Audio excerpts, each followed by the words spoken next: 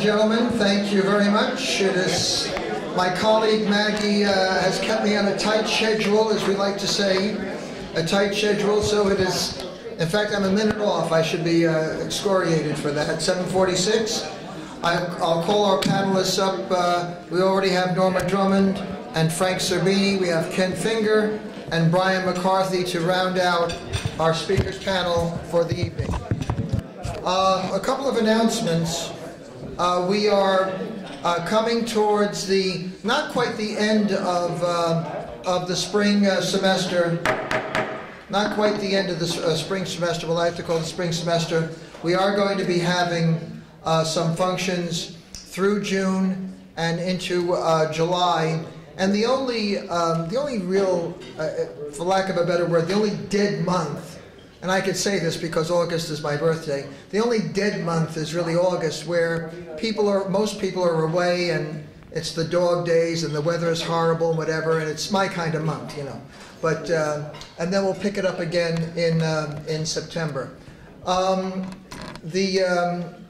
This month is also, and I don't know how many of you may have seen our advertisements in the journal news, but we're calling all members, we're calling all friends of the industry, we're certainly calling all owners throughout Westchester County, landlords, that this is Rent Guidelines Month.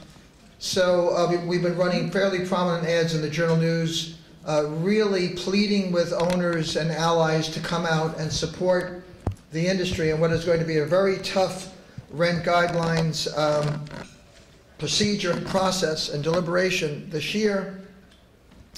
And apparently the stats just came out from the Division of Housing, and the advance word I got from my colleagues, Ken Finger and others, Jeff Hanley and others, is that the numbers unfortunately do not bode well for the industry, but we will. I just ask that you silence your cell phones, not for much for my sake, because I can talk over them, but in deference to our speakers. So it's going to be a kind of a rough rent guidelines a process this year. So I believe the most important meeting coming up is the 20th in White Plains at the White Plains Library. And this is June 20th.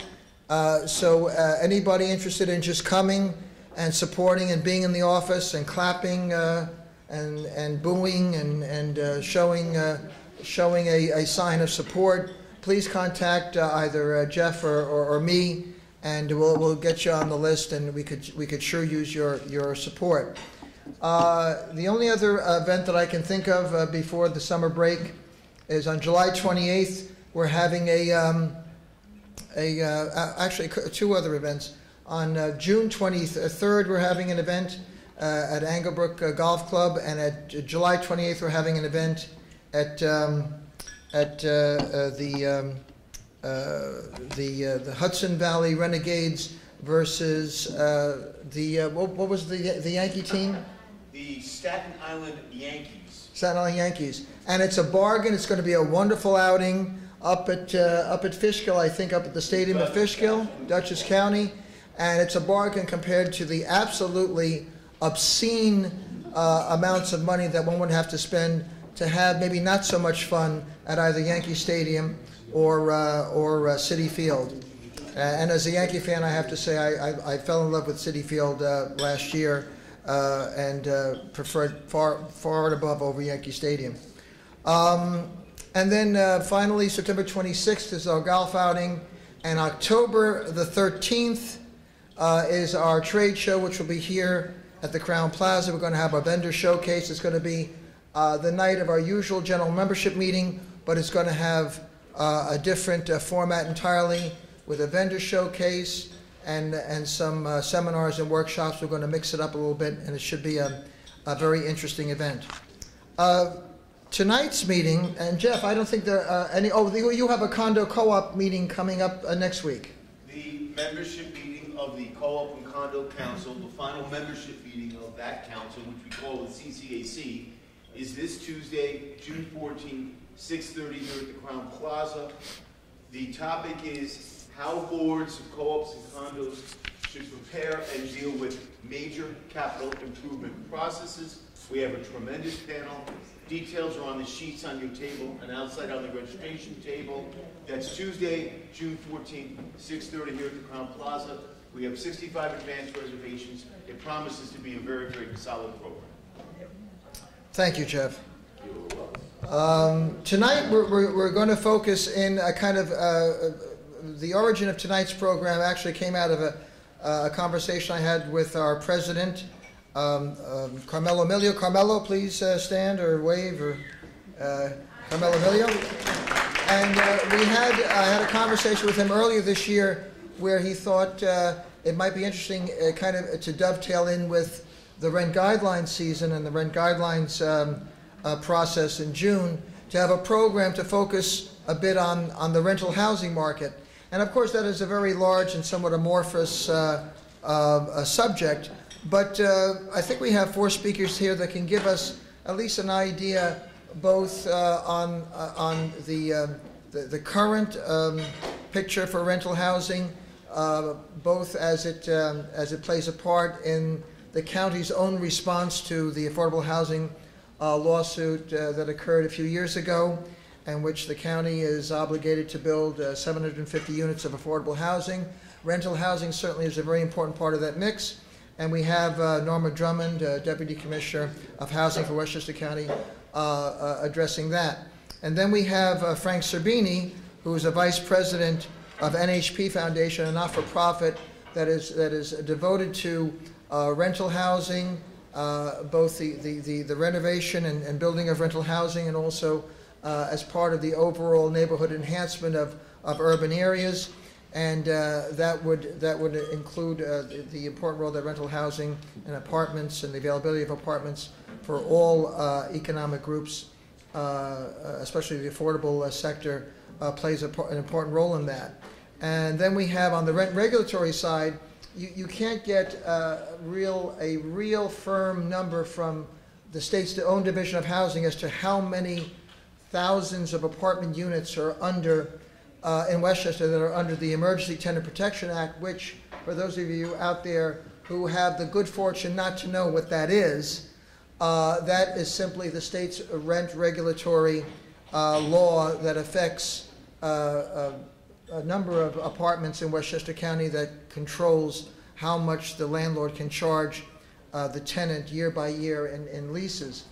And but as near as we can figure, the number of apartments in Westchester runs anywhere from 25,000 on the conservative side to 32,000 on the most ambitious side.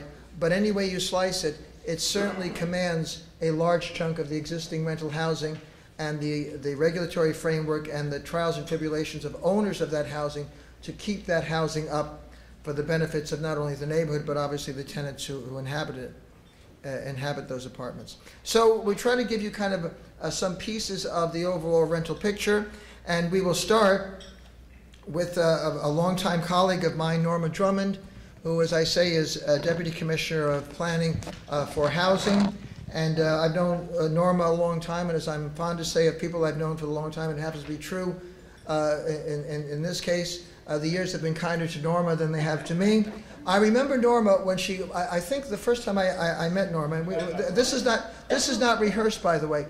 I think the first time I met you was when Norma was working for the Office of Economic Development under Andy O'Rourke, yeah. And Margaret Soder, a very gracious Southern lady who ran economic development and was a good friend of ours. Norma, I think, cut her teeth first with the Office of Economic Development and the IDA. And then she went on to bigger and better things with the County of Westchester Planning Department. And really, I know of no one in the county who really has such a profound knowledge and depth of knowledge of housing and the housing programs that are available. I know there are some people in this room. I think Eric Abraham was supposed to be here. He said he was going to be here. There are a few of our members, developers, including Eric, if I may speak for him, in absentia, who have certainly benefited from working with the county and working with Norma on building a lot of that housing that's going towards meeting the county's goal of 750 affordable units. So without further ado, I'll just turn it over to Norma, who will give us an update on the lawsuit, the county's efforts. I happen to sit on the Housing Opportunities Commission, where we are advised by Norma and Commissioner Ed Burrows. I have to say, it's my pleasure to introduce her and to have her address this audience. Very interested in what you have to say on rental housing. Right? Very good. Good evening, everyone. The good news is, by December 31st, as many of you know, December 31st of 2016, the county has to have in place 750 units with financing and with building permits in 31 of the so-called eligible municipalities in Westchester County. As of today, we have 742 with financing. There's another 11 before the Board of Legislators, who in their infinite wisdom did not approve them on Monday night, decided they needed a little bit more time. So hopefully next Monday, we'll have 753. But that's with financing. That's the good news. Thank you. And believe me, this has been a long time in the works. We only have right now 613 building permits, and the dilemma is we have to have 750 of those by December 31st. And as you know, we don't control either the planning board processes or the building inspectors who have to issue those building permits. The county just has no role in that process. So our goal, honestly, is not just to get to the 750, but to get way beyond that so that we actually have backup units in the event that some of our developments just don't get those building permits in time, because, as I said, we just don't control part of the processes. So we are continuing to look. We're continuing to look for units. Of the 750, my last count, which is as of March 31st, I believe 595 of them are rental units. Our requirement was that at least half of them, so at least 375, had to be rental. So we are continuing to, look for opportunities out there. But as you know, rental, it's hard to do small-scale rental.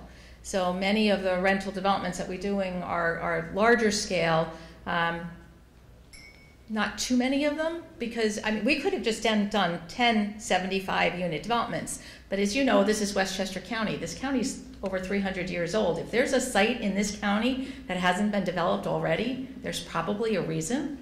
All right, and so as we start to work on the sites now that are still, most of what we're seeing really is redevelopment.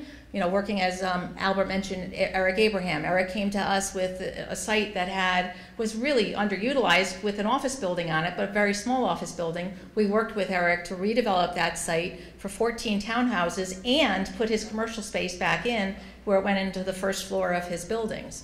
So, we're really looking at more redevelopment and the adaptive reuse of properties, schools and churches and office buildings, to be able to try to create as much housing opportunities as we can. The other important point of that 750 units, by the way, and those 31 eligible municipalities, is that we now have units in 29 of the 31 municipalities. As of Monday night, the Board of Legislators approved units in Pelham Manor. Believe it or not, we found a condo in Pelham Manor. They approved the purchase of a house, a foreclosed property, a house in Mount Pleasant. And the one unit that they held off on was, we did find a house in Pound Ridge that was on the market. But they approved parts of the legislation, but just not the actual land acquisition itself. So hopefully next Monday they'll approve our house in Pound Ridge. So the only ones of the municipalities where we don't have units just yet are Tuckahoe, which every property we've looked at, we would be paying so much in taxes in Tuckahoe, we'd literally have to give the house away. And then Bronxville. I don't even have to say anything about the expenses associated with Bronxville, but we do, believe it or not, have 5 units in Scarsdale. So we have been able to do some of these developments and do units in some of these places. The strategies that we're working on essentially right now, because again, we're so tight with getting the building permits in place by the end of the year, is we're probably competing with many of you out there as you're looking at what's available on the open market. We are right now buying up a whole host of single-family houses and 2-family houses and 3-family houses that are out there. to create home ownership opportunities and landlord opportunities, small-scale landlord opportunities for some of our home buyers. And I'll tell you, it's not the way we want to go, frankly, because it is just as much work for us to get legislation and buy one unit as it is for me to do a 45-unit development. It's not easier to do it just because it's a single-family house. But that's what's out there, and again, getting approvals. We had really decided probably almost 2 years ago that if something wasn't before the planning board by July of last year, there was really no way it was going to get building permits in time for December 31st of last year, and that really has turned out to be true. We still have a couple developments that are still before planning boards from July of last year and still don't have their land use approvals in place. So as you all know, it just time associated with getting developments approved is still tremendous. So the settlement, the county's doing well. We're well, to meeting our deadlines. Now we're hearing there may be a couple other issues, but not what I have to worry about. In terms of the other things that the county is doing, because affordable housing doesn't go away, we're still working on a couple other developments in the county, in the non-eligible municipalities. The county's focus for the last couple years has pretty much been twofold. Number one, we recognize that many of our housing authority and public housing sites really, really need attention and need redevelopment. So we've been working with Yonkers, with Sleepy Hollow, with Greenberg, with Tarrytown, with White Plains, with many of the housing authorities, where thankfully there's no land cost involved for the county, so it's just really providing infrastructure funds. But working with these housing authorities to help them to redevelop the buildings that are 60 and 70 years old at this point and just in really sorry shape and need some major adaptations to them. In many cases, we're just demolishing some of these buildings and rebuilding complexes that are not in those typical towers that you've seen and grown used to over all these years, but really creating a multitude of housing opportunities within each of those campuses. The other opportunity that we've found and we've been kind of encouraging is working with churches, because believe it or not, when you go around and see where the vacant land is or underutilized land, a lot of it's associated with churches in this county. And so many churches have consolidated. A lot of churches have gone out of business, frankly. But there is an opportunity, and we are continuing to work with a number of churches, including like right now a little tiny church in Bedford, the Antioch Baptist Church, had 5 units of rental housing, had a church that pretty much had converted to a nursery school, and then really nobody was using it anymore. We're going to make 5 rental apartments in that church. And then we're going to work with them, demolish the parish house that they had and the 4-family house that was really their only rental housing there, and just put in modular units and create a total of 12 units on that site for the church HDFC now to be able to manage. So you have to work with the church not only to just help them through the whole process, but also help them to get that HDFC set in place and then move forward with that. Small scale, I get that, but the church, what we're seeing is that churches have an opportunity, and they really have some land where there's some potential for creating rental opportunities, and it's usually within the mission of the church to provide those opportunities. So it is definitely something that we have focused on in the last couple of years now, and we'll probably continue to look toward in the future. The county's focus continues to be the county's funds continue to be focused on land acquisition and infrastructure. We recognize that, if we can take the cost of land out of the equation of moving affordable housing forward, that's a large expense, and it's not, counted toward basis with your tax credit developments. So land acquisition, where the county buys it for whatever the market rate is and then sells it to the developer for $1, that's the main program that we use. And we're going to be putting another $5 million into that program for next year. And then our Housing Implementation Fund, which is really infrastructure, where we work with the local municipality to build the sidewalks and the parking lots and bring the lighting and the landscaping to the sites. It's not going to be eligible for basis because we work with the municipality to do that work, but at least it takes that cost away from from what you have to worry about as developers and looking to create those rental housing opportunities. So that's really the county's focus. I don't want to take up all the time because I could just keep talking, but I'll be available. I understand we'll put some questions later, so thank you.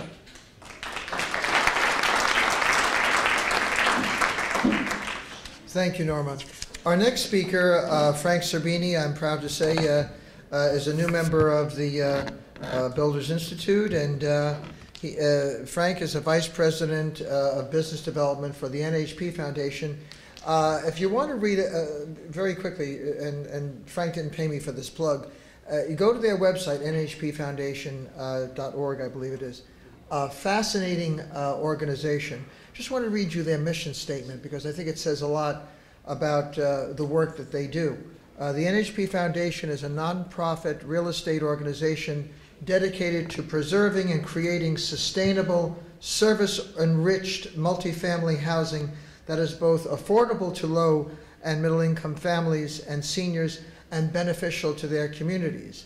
And so I thought Frank, the moment that Maggie and I met Frank, just a very interesting professional, very interesting organization, and I thought I asked him to be part of this to give us an idea of what they're doing regarding rental housing, both in Westchester and in other parts of the metropolitan area and the country. Frank, would you like to come up? Please welcome Frank Cerbini. I need first to ask a favor. Can somebody operate the PowerPoint on there? It's only like 5-6 page presentation.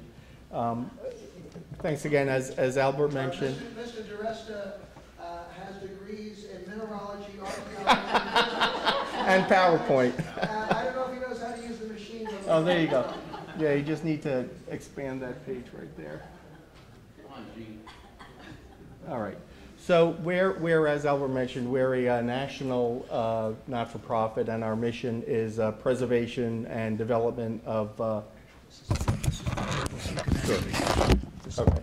So it's preservation and development of affordable housing, and we have a very strong resident services program that at first when I came into the foundation, my background was rental housing and affordable, and the resident services area struck me as a little funny and feel good, and I didn't really understand how it could relate to the maintaining affordable housing. So of the 6,000 units that the foundation owns in 14 states, we're from basically east of Chicago to New York and up and down the East Coast. Very few, I think only about 75% of that portfolio it's affordable, but without Section 8, without rental assistance. So we're at effect of the marketplace. So the units that we rent have to be well maintained. We have to be very tenant oriented. We have to be focused on what's important to the tenants. And so we started offering these various services, and we custom tailor them to the property. Down in Dallas, for example, we have about 1,000 units, and many of the tenants there are single moms. So we have a number of summer camp and after school and other services that are very friendly and helpful to young single moms. And what we found was the summer program. I grew up in the Bronx. I had summer reading every summer. We had in the Bronx, we studied Dante in 8th grade. So, but kids don't read anymore. Like, they'll spend their summer, they have nothing to do, and they fall behind academically the next year. So we started tracking, we run these programs, but are they really doing any good? So we started tracking metrics on the participation, and what we found was that it's Bayview Towers.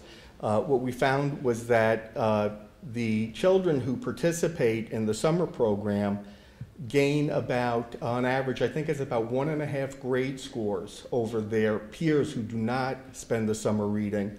So we know it has a quantifiable positive impact on the tenants, that the kids are better served at our community.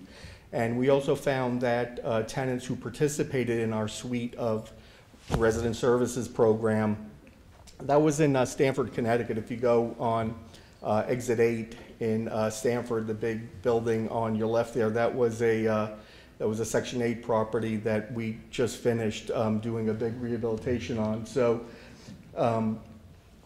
we are very focused on helping the tenants. So tenants who participate in the program, their kids do better in school, quite honestly, and they're more prone to being communicative with us when they have a problem. One problem that you have as a landlord is tenant loses his job and they just get angry at you and they'll trash the apartment and leave in the middle of the night. And what we found as an owner is that if you have a dialogue with the tenants, if you are in their lives beyond just collecting their rent check, they're much more open with you. They're much more forward about, this is what's going on, and we'll work with them and do what we can. And sometimes they have to move on. That's okay. But as long there's no hard feelings between the us as owner and them as a tenant. So this is us today. We have our CEO is Richard Burns, a very interesting man. His background was pension fund management. He was a real estate pension fund advisor, and he came into the affordable housing space just with a concern and a desire to want to give back. So he brings the capital markets discipline that is just absolutely critical to an organization like us, because if you don't run the properties well, you're not going to have a mission. You can't fund your mission. You're going to be, not able to help anyone. So we have, one of the things we started was our affiliates program. And it's interesting that Norma mentioned it, because what we do is we consider ourselves a very high performance organization. We do a lot of tax credit financing. We had one transaction out in St. Louis that had 4 different tax credits on it, federal, state, historic, and 4 different tax credit investors. So, we know what it's like. We know what it takes to get a property financed. So we'll team up with other organizations, churches, other nonprofits who have the property, have the vision, but don't have the capacity to bring the property to fruition. So, for example, in Washington, D.C., we partnered with a church that had land across the street. They wanted to build 92 senior units, but no bank would finance them. So we partnered up with them, and it turned into be a very successful, award-winning property that we joint ventured with them on it. We provided the real estate and financing expertise, and they had the land. We're doing that now out in Chicago on a 32-unit site. That same thing. It was a church-owned land, and we're out there now getting we just finished the foundations, and we're getting that built. And the main reason I'm here is that we were one of 3 groups selected by Yonkers Housing Authority by Joe Schuldiner to help him with his 1,700 unit portfolio. So we have 4 of those properties that we're working to get funded this year through New York State. And our goal there, as Norma said, is it's a very, very robust top-to-bottom rehabilitations. The properties are over 50 years old. I used to think that was old until I realized I'm over 50 years old, so I tend not to be too harsh on them for their age. But we're looking at a very robust scope there where I'm sorry, I lose track of you. Move it forward. Thank you. Again, this is some of the properties we own in New York. This is in New Jersey. The other one was in Stanford. If you can just push it forward one more. Thank you. I'll come back to that. So we're with Yonkers, we're looking at just totally redoing all of the units. We have you'll appreciate this, the electric service is 40 amp service. in this big high-rise tower. So you turn on an air conditioner and you blow out the service in the unit. So we're as part of our rehabilitation, we're upgrading the service into the property. We're redoing all of the units. We're making it so that it's functional for the 21st century. The other thing that we do is, this is our resident service suite of programs under Operation Pathways. It's run by Ken White in DC. He was a former principal, and we're very big on working with youth. We had in Dallas, we had a summer camp where we invited the children, teenagers, to work with the maintenance staff, and it was a real job. They had to wear a uniform, they had to show up at work at 9 o'clock, and they had to also open, this was profound for them, they had to open a checking account, they had to open a savings account, and we tracked them. We told them they had to save 10% of their salary whenever they got paid.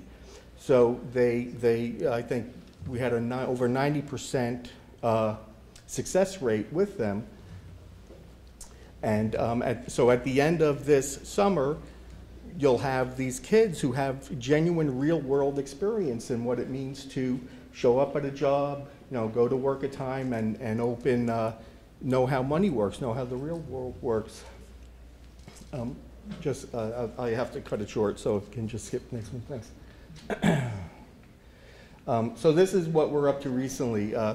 In Chicago, there was they lost a lot of their SROs to the marketplace, and they passed an ordinance to preserve the SROs, and we just bought our first one called the Mark Twain Hotel. There's been a number of articles about it, that it's an existing SRO that we're converting into affordable housing, and there's just a ton and a half of support from the city, from the state, from everyone who want to see this property preserved.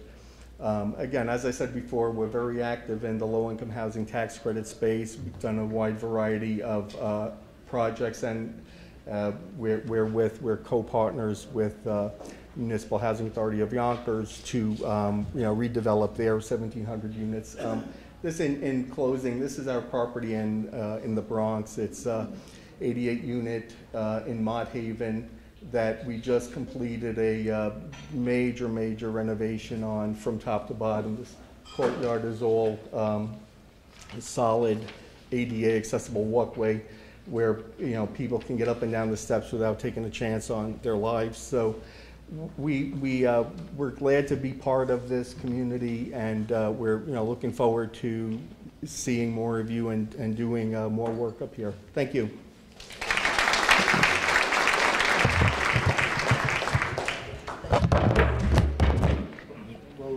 We'll have Q&A after. Okay, thanks. Thank you, Frank. Just to give you an idea, before we get into the rent-regulated story, which that's a story unto itself. Our consultant, Richard Hyman, did a roundup recently for us on the proposals, some of the developments that are currently being reviewed by local boards. And I'm just going to go through the list very quickly, just to give you the idea of the robustness of certainly of the rental market. Quarry Place in Tuckahoe, 108 dwelling units. The Castle at Willard Avenue in Portchester, 123 units. 103-15 Corporate Park Drive, Harrison, 440 units. Harrison Station, 143 units, 7 affordable. 1100 King Street, Rybrook, 110 units.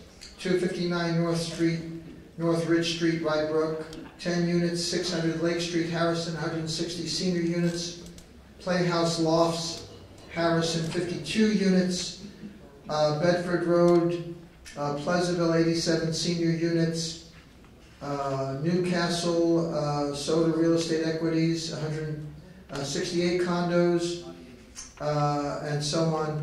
411 Bronxville Road, Yonkers, 8-story apartment building. So there's a tremendous amount that's certainly on the books being proposed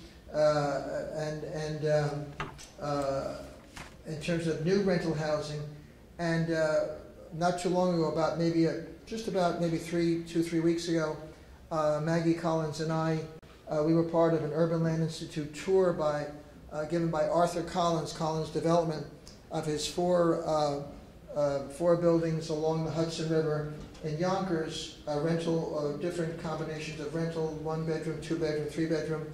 And it was fascinating to listen to him, if I may say, Maggie, in terms of the things that go into determining the size of the units, the marketing, certainly all the things that I've heard my colleague Norma Drummond talk about what the county has to do with its marketing of its various units, both rental and for sale housing.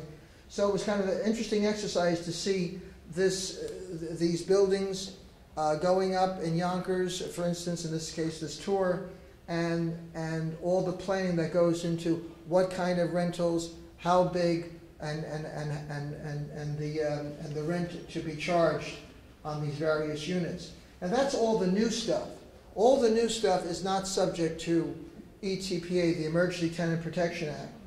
All the units that were built 1974 and before and prior, which constitutes a lot of the older housing stock, the older apartment buildings, all of those units in buildings of 6 units or more, as I remember it, are subject to rent regulation.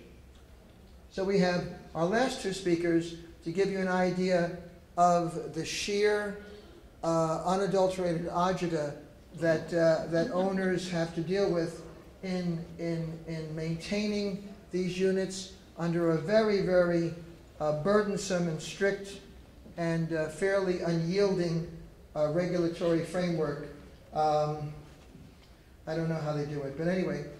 Our next speaker, Brian McCarthy, is the Vice President of Samson Management. Samson Management owns and manages literally thousands of apartment units, both in New York City and Westchester County. Founded by a longtime member of ours, Arnold Goldstein, who unfortunately passed away a year or 2 ago. The company is really one of the major players in both New York City and Westchester. New York City, the units, there's a slightly different statute. I think it's the Rent Stabilization Act. Up here it's the ETPA, but 6 of one, half dozen another. It still amounts to the same thing. So I'm going to call Brian McCarthy up, who's a longtime member of the association, to give us a little flavor of what he has to contend with both in New York City and Westchester County. Brian? Thank you. Thanks. A flavor, you sound like the Baskin-Robbins commercial. It's, I'm not so sure there's a lot of flavor to rent regulation. I just want to make a comment. I think it's sort of interesting. You mentioned Bronxville is Bronxville, and Bronxville certainly is Bronxville. We own a building there, right at the train station across from the hospital. It's a commercial building, and they're building the Kensington. Yes. I would have preferred maybe you had been there building your low-income housing. We tried. Instead of the developer who's there now doing whatever he's doing and causing me a lot of agita. Anyway, thank you. As Albert said, the company I work for is Samson Management. We are a private family. It's a family firm founded by Arnold Goldstein. We own about 5,000 rental units throughout New York City. We used to be able to say that we owned in every single borough, but we sold our building out in Brooklyn, our residential building out in Brooklyn. We are probably one of the largest landlords up here in Westchester County, I think. We own about 1,700 units in Westchester County. Rent regulation, the way I kind of look at it, it's just a game. If you recall playing Monopoly, you read the directions, and you just play by that game. They set the rules, I abide by the rules, and I just play by their rules and see how I can outsmart them at their rules. I would say up here in Westchester County, The vast majority of our units are fair market at this point in time. And why are they fair market? I think times have just changed. You know, when I first started in this industry 30 years ago, Mrs. Goldberg lived in the apartment. Mrs. Goldberg moved in there in 1945 and has lived there ever since. I think what you've seen here in the last 20 years at least is a change in the residency where people are not staying in apartments as long as they have in the past. So as a landlord, that's certainly good for us because then I get a vacancy bonus and longevity bonus in New York City and whatever it is, and I can put in new stoves and the refrigerators and, you know, ka-ching, ka-ching, ka-ching, ka-ching. Before you know it, that rent is getting up. We now have, as probably most of you know, preferential rents here in Westchester and also in New York City, where you have a legal regulated rent that is actually higher than the market rent. So what I do, as I said, I just play by their rules. With the legal regulated rent, let's say on a one bedroom, the legal regulated rent is $1,900, and you know the market rent is $1,500. Okay, I'm going to charge $1,500, and then when the renewal time comes around and I don't like you, guess what your rent is going to be the next go around? $1,900. I just play by your rules. Okay, so I get a new person in there, maybe they pay me $1,600 or whatever it is. The market, I think, up here, and Ken, just kind of close your ears for a moment. Ken, is pretty strong in the rental market. We, as a 1,700 units we own up here in Westchester County, I'd say our vacancy rate is probably about 2%. And of that 2%, the average length of time that a unit has been vacant is probably no more than 45 days or so. And that's just because by the time you get the unit back, you go in, you do whatever work you need to do in the unit, put it back in the marketplace, you're talking that 45-day time frame. But we are certainly not seeing units stay vacant for any period of time. In the New York City market, our vacancy rate is probably even lower. It's probably more in the area of about 1%.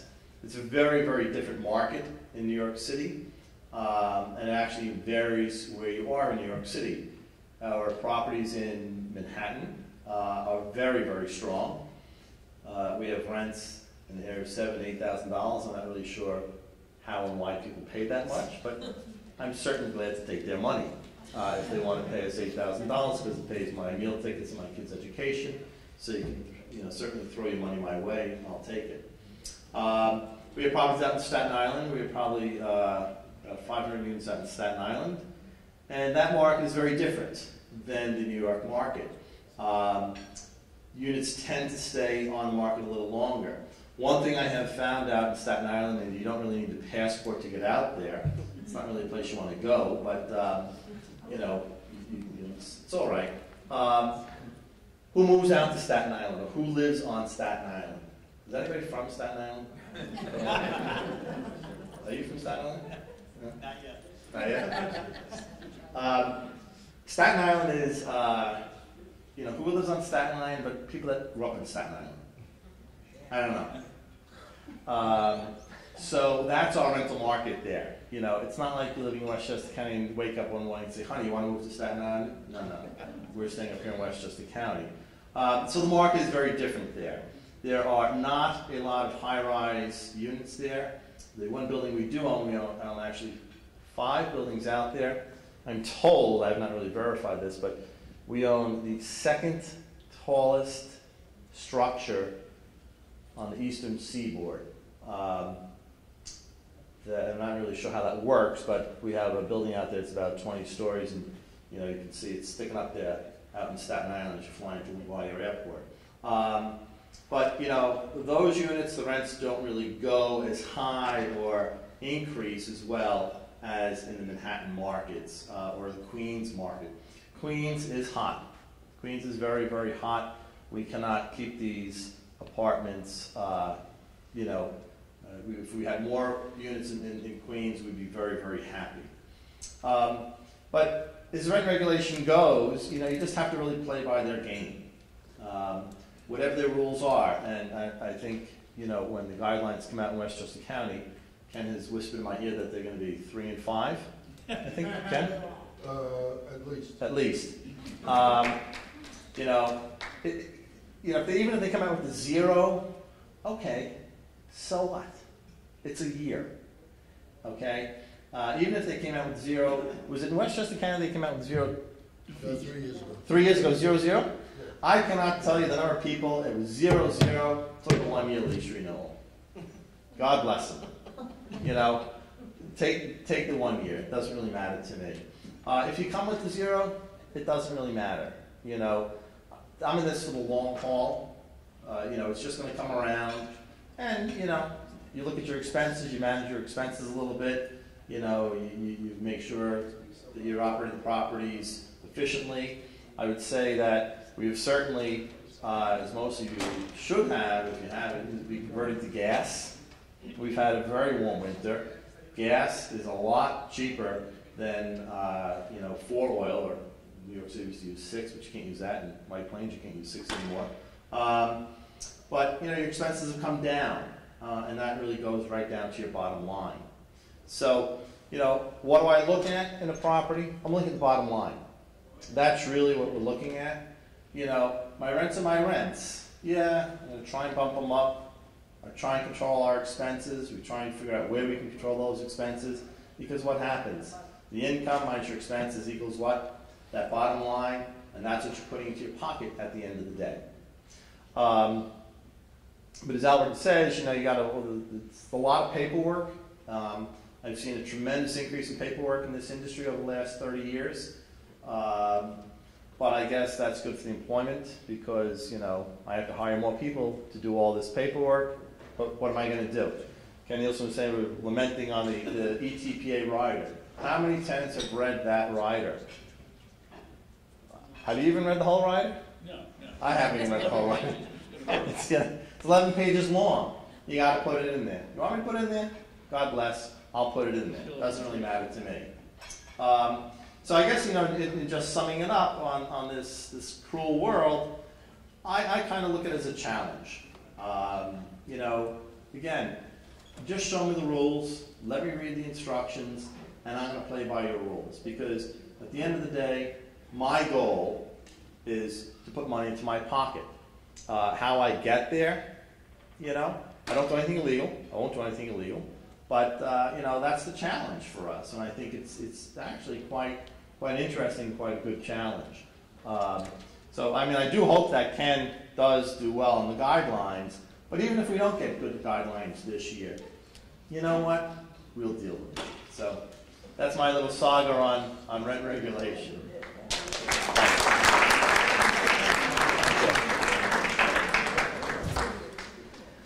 You know, listening to Brian talk about Staten Island, it reminds me, I think there's a line in Woody Allen's Sleeper where Diane Keaton asks him if he believes in God.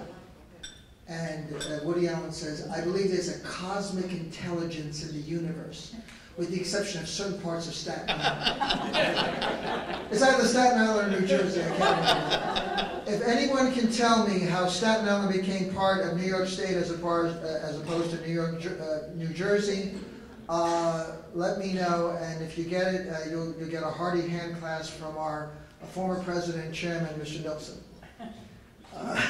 Does anybody know how it became part of New York? It's a fascinating story. I'll tell you after we finish the program. Our final speaker, Ken Finger, is not only our chief counsel and a longtime member and supporter of this association and this industry, and a longtime, happily, on a personal note, a longtime friend. But he is one of 2 owner reps on the Westchester Rent Guidelines Board. Long ago, back in 1974, when the ETPA Act came about, it was one of the curious initial inequities of the law, inequities against the landlord and for the tenant, that a tenant, it's in the statute, a tenant can serve as a tenant rep on the Rent Guidelines Board, but a landlord cannot serve as a landlord rep on the Rent Guidelines Board. To me, it's a colossal bias of the law, right smack dab at the very beginning when the law was drafted in '74. How that happened, I'll never know. But thankfully, we have people like Ken Finger and his colleague Elliot Shearson, who are the owner reps, because then we are, since we can't have landlord reps representing us, then we have to have people who have a thorough knowledge of the industry, who do not own rental property in Westchester County. That's one of the prerequisites, that you can't own rental property. So anyway, without further ado, Ken will give us a brief talk about his position on the Rent Guidelines Board, the process, and the importance of the industry's involvement in the upcoming hearings and meetings. Ken? Thank you, Albert. Good evening, everybody. I'm going to make it kind of short, so you have a few questions for the people that are involved in the industry. I am merely your representative. If every one of you come on the 20th of June to the White Plains Library, it would be absolutely fabulous, because I can tell you that it matters to the public members of the Rent Guidelines Board that there be a significant showing of the landlords. The 1 year when we had a 0-0, we had a very poor attendance. Last year we had an excellent attendance, and actually for the first time did better than New York City. And I think a lot of that is attributable to the fact that many of you came and applauded the landlords. And I won't say boo and hiss the tenants, but you can do it sort of quietly. The Rent Guidelines Board is a creature, as Albert just said, of the 1974 Emergency Tenant Protection Act. It's composed of 9 members, 2 landlord representatives, as Albert told you, actually 2 attorneys, 2 tenant representatives who are tenants, one of whom was, until she resigned recently, an attorney also, and 5 public members. Now, one would hope that the public members were really public members. Unfortunately, in Westchester County, historically, the public members have been somewhat, let's just say, oriented to the side of not good. They have been favorable to the tenant representatives. They've been favorable to the tenant position over the years, and we've had a lot of problems getting a good guideline increase. And as a matter of fact, if you look at the numbers, probably have not matched until the last year or two the cost of living for the last 20 years. And if you look at the chart, there's a bigger and bigger delta between the increase that we get and the increase in the cost of living. This year, for the first time in a number of years, the expenses were relatively flat, and in fact, as you know, because of the price of oil and the warm winter, even went down about 1%.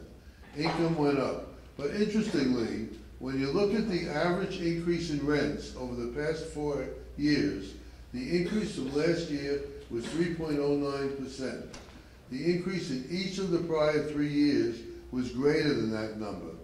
So one would wonder why it was a smaller increase last year. I think it's a little bit of a carryover from the 0-0 that we had that's still taking effect. Because the increase that you get is from the next October 2016, through September 30th, 2017. So it really, those leases start then. So those leases really go ahead a year or two in the future. So one of the problems that we have to get the public members is to try to understand that although the 2015 oil was way, way down, and you just have to go to the gas pump today to see that the price of oil has probably gone up 80% this year, from $30 a barrel, I think it's about $50 a barrel now. And so that your gas pump price, you're not going to see $2 anymore. So it is a rough road that we do. We do follow the rules, as Brian says. We try to come out with the best increase that we can for the members of the industry. We have a lot of you coming and talking. It does good.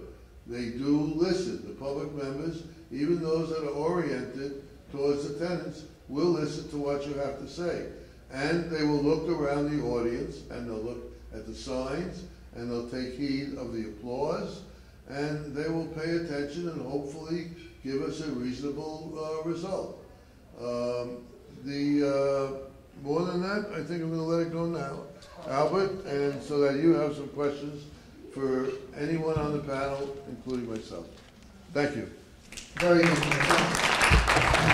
You know, on the point of what Ken said, of how important it is for not only owners but members who are familiar with real estate, familiar with the importance of upkeep of all property for the proper maintenance and upkeep to retain value, and also for the neighborhood and the wider social and economic benefits of that. I do have to acknowledge several people in the room who have come and testified in the past. And by the way, you know, all of this doesn't just happen. It happens with the help of many members here. It happens with my colleague Jeff Hanley, who orchestrates you know, this testimony and these presentations each and every year. And Carmel Emilio has testified, Ken Nilsson, Gene DeResta, Silvio Solari, Jason Skician, Harvey Rabikoff.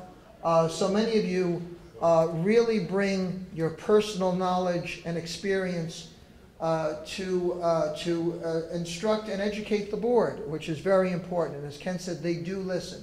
So again, the 20th is very important, and we'll all be there, and we hope to see you there in support, even if it's just to hold a placard saying, you know, down with the rent guidelines. No, I'm okay. If it's only just to hold a placard saying fair guidelines for landlords, etc. Nothing controversial, nothing that will incite riot or anything. All right, questions, anybody? We're trying to give you kind of a very, very broad brush of what's happening in rental housing, the agony and the ecstasy, if I may put it that way. Any questions? Yes, Gene DeResta. Question for Mr. Cerbini. Gene, you may want to just, just to... Question for Mr. Cerbini. I didn't quite get a sense of the service you provide.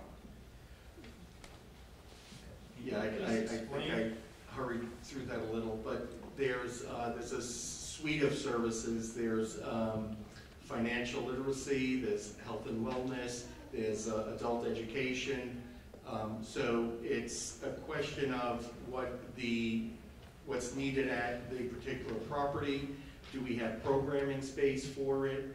And it's a calculus where we're trying to match the needs of the tenants with the services. Now, we run the services. We have our own person on staff that is in charge of managing the services, communicating with the tenants, and running the program. We don't bring in like Meals on Wheels and just leave it off to somebody else. So again, the core of it is financial literacy, the summer camp, the schooling, health and wellness, and I'm sorry, I forget the fourth, but that's the suite of programs that we run. Did that answer your question, or do you need? May I follow? Sure. Okay. I was wondering, for instance, do you assist in finding financing to construct building and housing? Yeah, that's interesting, because we're essentially private development company. For the most part, we operate as if we're L&M or Marty Soja or whoever, any of the other affordable housing developers are. We don't get any special dispensation because we're a nonprofit. The transactions we put together are financed by the state, by private capital, by whatever other sources we can muster. So, for example, I showed that property in the Bronx that was financed by New York City HTC, by HPD. We had tax credits that we sold to a bank. So we're just like any other private developer in terms of how we go out and finance the programs. It's we don't have people throwing money at us to go do the buildings. This is the thing that I find fascinating. It's the kind of orchestration. I view people like Frank and Arthur Collins as kind of these master, to use a musical analogy, the conductors of an orchestra. They bring together all these elements, certainly with the help of professionals like Norma. I've sat in on meetings where builders and developers have sat with the planning department with Norma and representatives of the county executive's office, just to begin the process of pulling together a lot of these programs. It's like an intricate jigsaw puzzle that if you can put all the pieces in place, as Arthur Collins was telling us, Maggie, that they can do these projects, build these rental buildings in Yonkers or Mount Vernon, Norshell, or really anywhere. So it's really a fascinating process, and I'm continually amazed by how it all gets done. It's interesting. Ken Nilsson. Yeah, I have a question. I was on the phone today with another major landlord in Westchester, and we're discussing those of us who have some Section 8 tenants where even following the guideline increases and MCI approvals and whatnot, the rent goes up, and we're finding situations where the Section 8 people are saying, well, that's going beyond our, the amount that we're willing to pay. And I'm wondering, maybe Norma has an insight into what's happening. Is it really just as a limitation of what's coming down from HUD in Washington to support it? Because in some cases we're going to say, well, if it goes up and you're not willing to pay, then the tenant has to move. And in which case, I know in at least one case where I have a tenant that's, I have no problem with him as a tenant. Section 8 is saying, well, we can't, we can't absorb this increase because of our funds, but I'm saying, well, comparable apartments are renting for higher than that. I'm going to have to terminate the tenancy. So tell me what's happening there. All right, well, understand, I haven't been responsible for Section 8 for about 6 years now, Yeah, so. right. Yeah, you turned And me I've over to enjoyed CDR. every second of it. So sorry. I do regularly talk with Felicia Ramos and CDR that runs the Westchester Section 8 program, so I do keep on abreast of just what the issues are. But the good news is I don't get nearly the number of complaints anymore, which means that at least they're more responsive to the issues that both tenants and landlords are raising in Section 8. There always is, as you know, the voucher payment standard. There is a limitation on what's reasonable for, or what HUD defines as reasonable for rent, even though the rent standard that they use is still 40% of the fair market rent, which is just a little bizarre still. So the voucher payment standard sets into place and what the tenants are then allowed to pay. There's a limit on what Section 8 can pay, and then what they'll allow the tenant to pay on top of that if the tenant really wants to stay in that unit. And so it comes into play, what can that tenant really afford? So even though I don't know that they'd argue with you that the rent that you're looking to charge is rent reasonable or not rent reasonable, that's probably not the issue. It's really within the limits that they're allowed to increase it, and then what the tenant can reasonably afford to pay, is it still something that the tenant really can afford to continue there? But these are in this situation, they're just, it's even like capping it. Yeah, well, there's always, if you're getting an annual adjustment factor. That's what HUD 2 to 3%, and they're saying, well, we can't pay that. Right. HUD establishes the annual adjustment factor, that's what they're allowed to increase the rents by. So there are some times where you're actually better off with a new lease as opposed to just asking for the renewal of the existing leases. That was always one of the worst dilemmas of Section 8, was really how do you work with the best way. Throw one tenant out, Well, get another Section 8 tenant in. Throw her out, but no, seriously, I mean, it's just like. I agree with you, and that's why sometimes you have to almost let the lease expire to some extent and then deal with a new lease. So, but dealing with that with Section 8 is not the easiest thing to do either, so. Right. Before we go to the next question, there is a next question. Maggie will excoriate me if I don't remind everyone, before you leave, take your name tags, a lot of blood, sweat, and tears goes into those name tags, and put them in yonder golden cylinder there on the right behind Maggie there. And we will, when the evening is all said and done, we draw for a $100 gift certificate for all those who have attended. So last month it was John Santacroce of PPI, a new member, and he was absolutely thrilled. So we'll do the same thing again for June, and then we'll pick it up again in September. So don't forget, take your name tags and put them in the raffle cylinder there in the back there. Any other questions? Yes, Silvio. I have a question.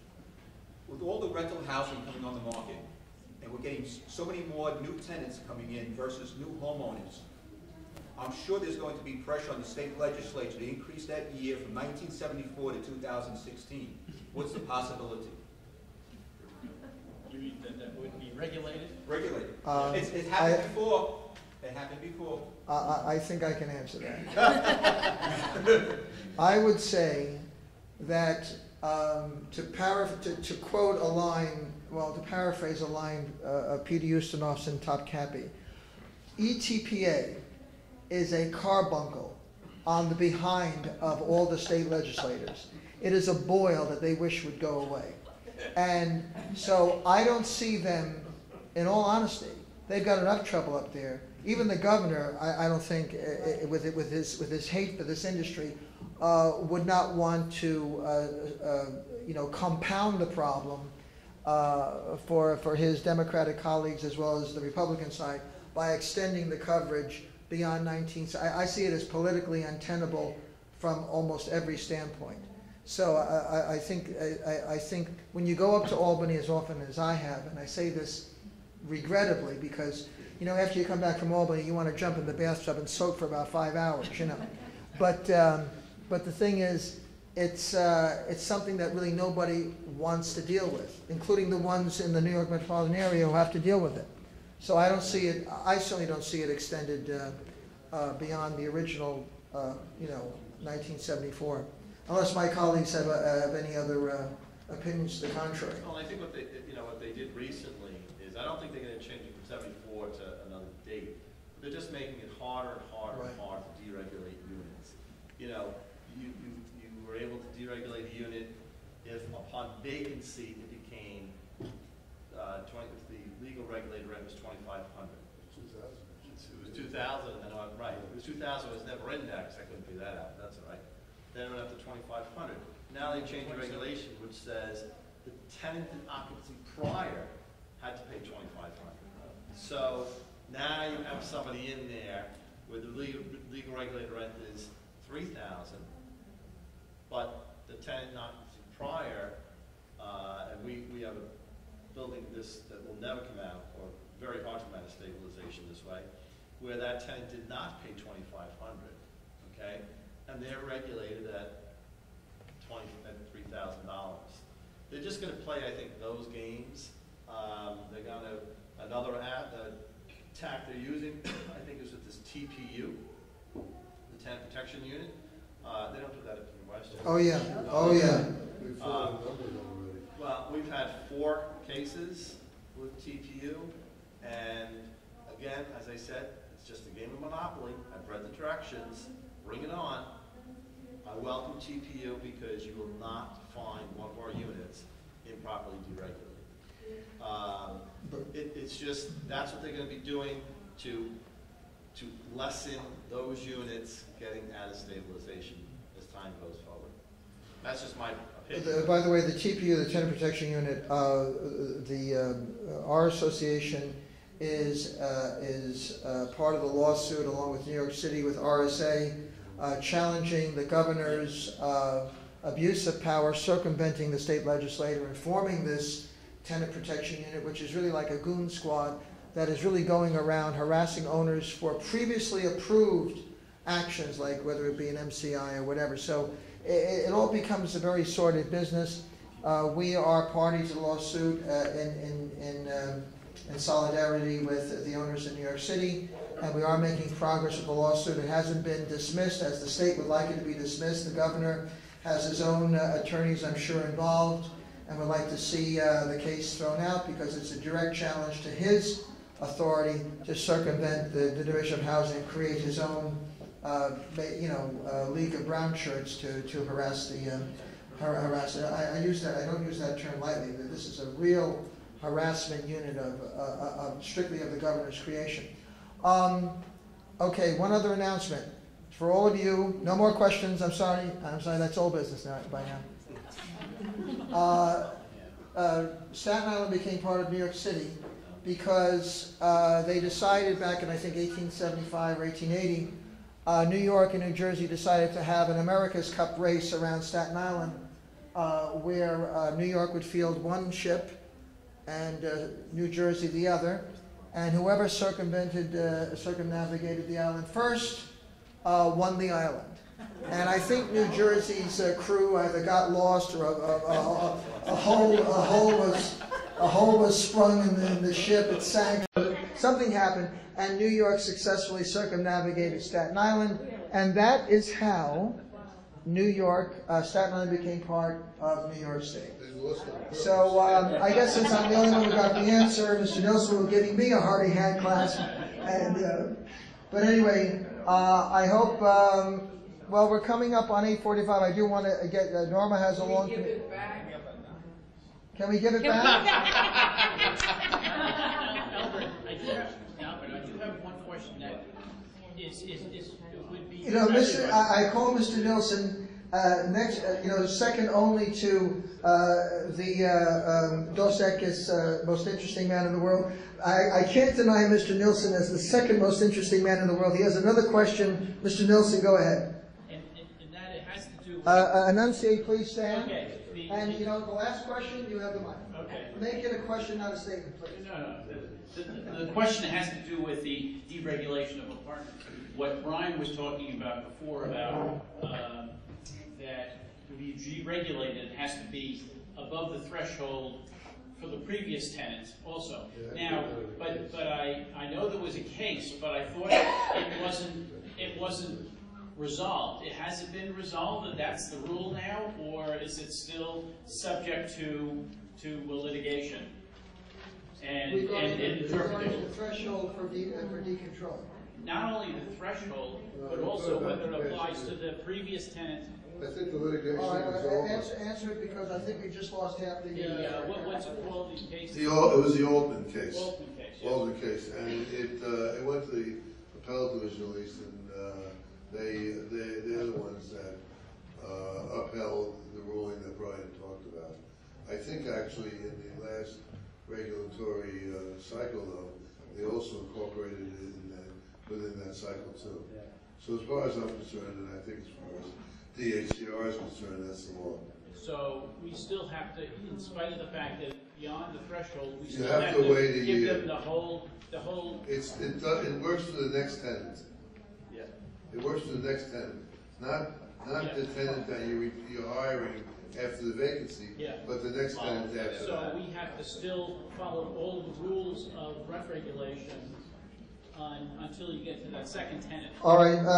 This is regarding now. It's getting very specific. So, Mr. Nilsson, Mr. Finger, Jeff, we are at any member's disposal 24/7. Especially Mr. Finger, you can call him any time of the day or night with your question. Absolutely. I hope this gave you a little sense of the complexity and the breadth and depth of what's happening regarding rental housing in Westchester. There's a whole side of it that is interesting. It can be frustrating. There's another side of it with all the new stuff coming on that's actually very exciting. And it's all towards the point of, I think, helping to make this county a better place to live, a more exciting place to live, and its proximity to New York City certainly doesn't hurt in that respect. So please give a round of applause to our speakers. And again, don't forget to leave your name tags in the cylinder back there. And make sure you have your parking stickers for validation. If not, see Jeff or Maggie outside. Thank you very much. We run another race.